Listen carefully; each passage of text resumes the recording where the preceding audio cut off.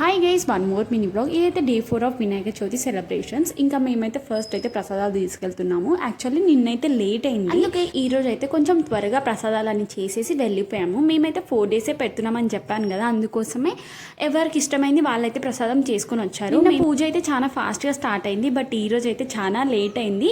నిన్న లేట్ అయిందని చెప్పేసి నేనైతే ఈరోజు కొంచెం త్వరగా చేశాను, బట్ ఈరోజు పంతులు రావడానికి కొంచెం లేట్ అయిందనమాట. ఇంకా ఇదే టైం కాబట్టి అందరం ఉన్నాం కాబట్టి కొన్ని వీడియోస్ అయితే తీసుకున్నాము.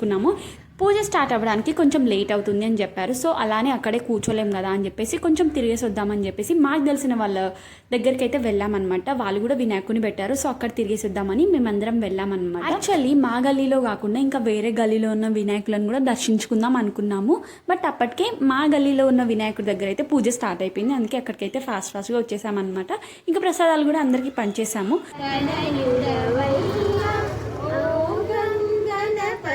నమో నమో విఘ్న వినాయక నమో నమో.